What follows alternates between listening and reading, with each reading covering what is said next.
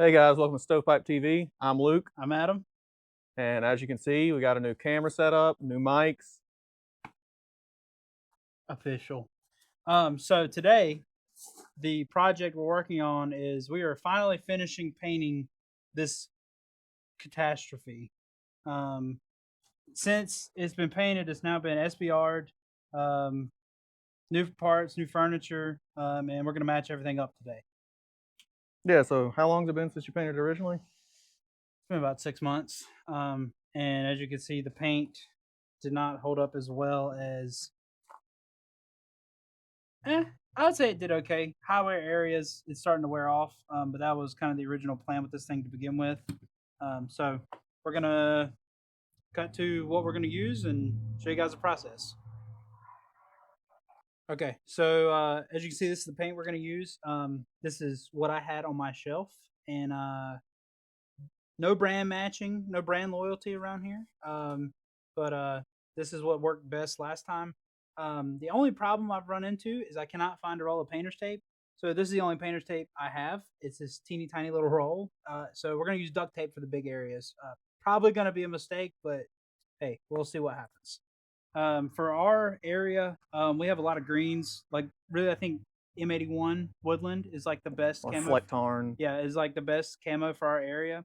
Um, so really, we're gonna go with a lot of greens, a lot of brown, um, maybe some light tan over top of everything to kind of blend everything together.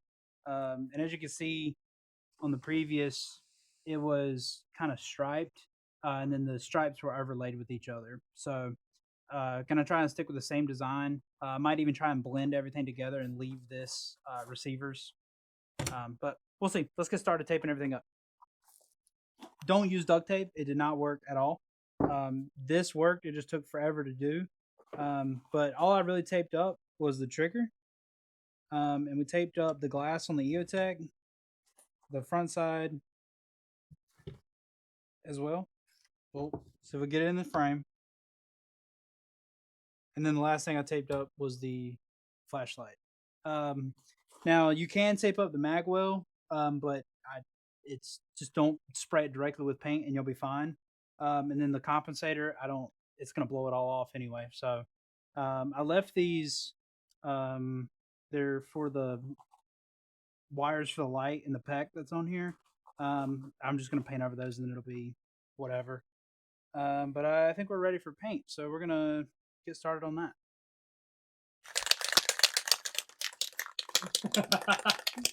You gotta make sure it's mixed up real well.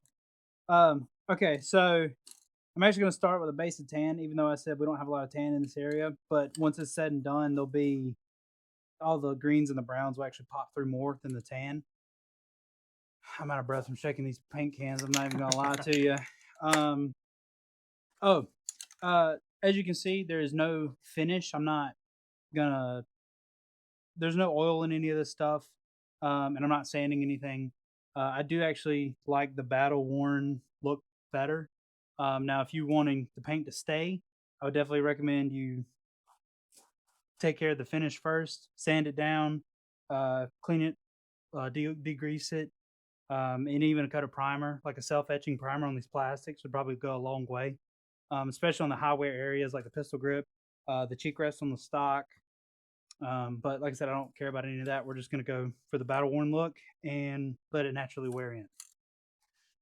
All right, so I'm also not hanging this up. We're just going to do one side at a time and go that way. We're starting out with, what is this, sand? The Rust-Oleum camouflage, just like a flat sand.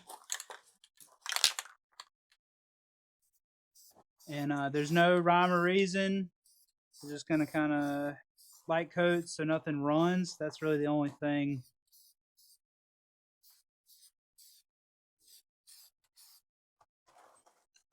All right, get on this side.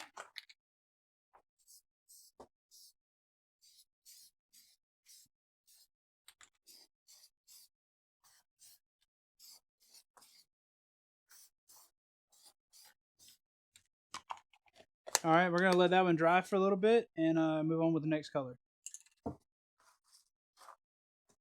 Okay, so I've let it set for about 5 minutes or so, just so the surface starts to get tacky. It's really going to depend on how warm it is outside when you're painting. But our next color is this army green-ish color, I guess. Um, and we're going to keep going with the stripes. And because by the time it's said and done, there's no point for a base coat because there's going to be so many stripes over everything that it would have been a waste of paint.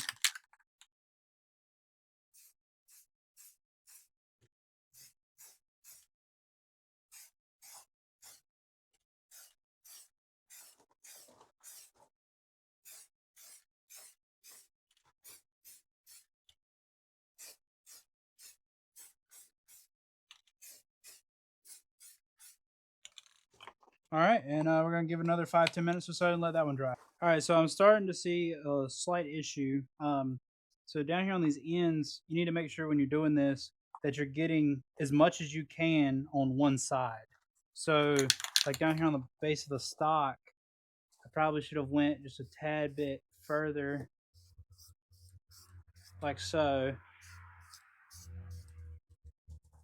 And then like on the side of the pistol grip here, my paint's running out.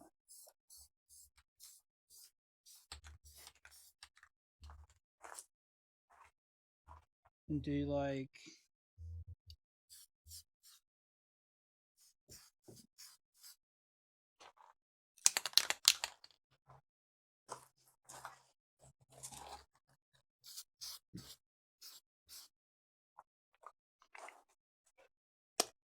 and then the top of the stock too.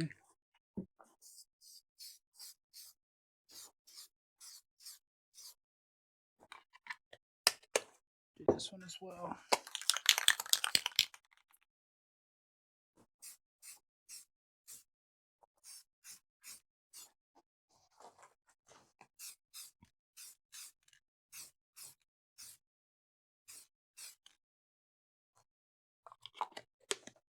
All right, we're gonna let that one dry, and we're gonna add some brown next. It's been 5-10 minutes or so. We're gonna add some brown, and we're gonna try and separate that tan and the green with the brown as best we can.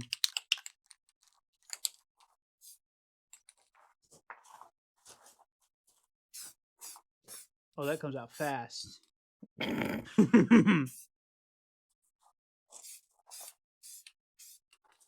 Note to self: make sure to test spray before you actually start spraying something important.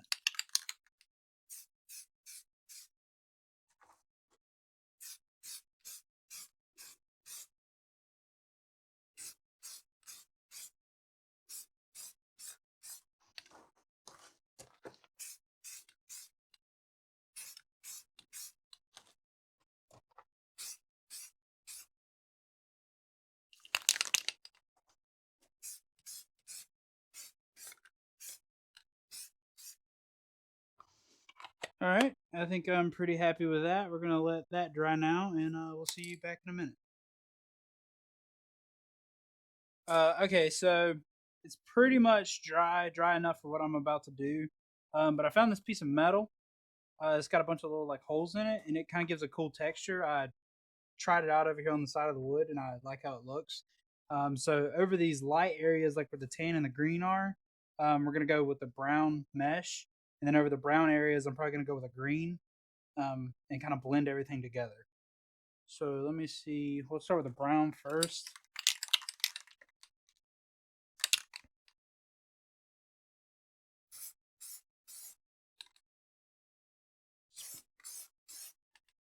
Actually got to spray it pretty heavy for it to go through the mesh. I'm trying not to touch this to the gun because this is gross.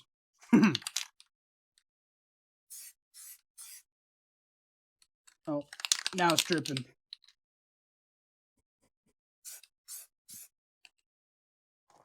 Be okay.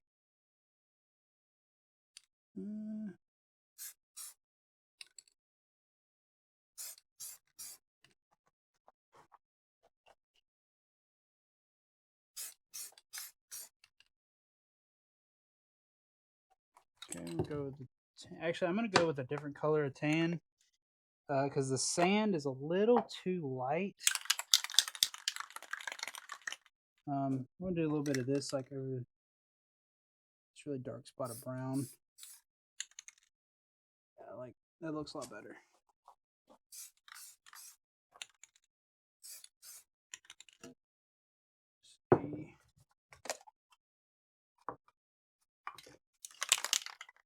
The main goal of all of this is to kind of break up the pattern. So you don't want any solid stripes or anything uniform. It's kind of the whole look I'm trying to go for.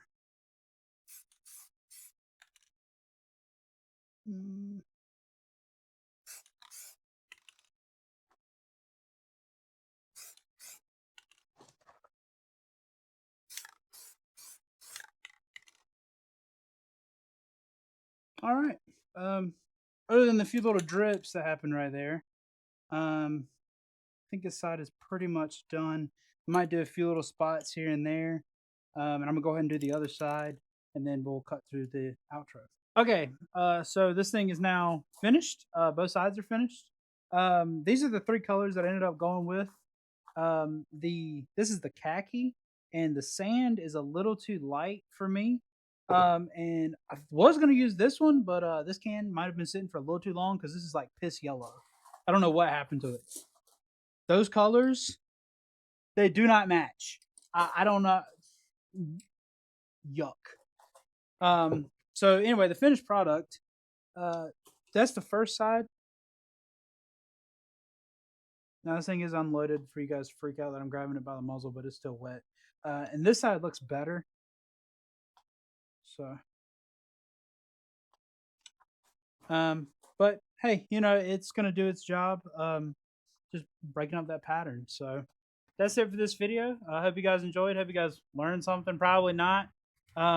Maybe how not to do it, but hey, but you know, if you guys liked it, please like, comment, subscribe. That really helps us out a lot.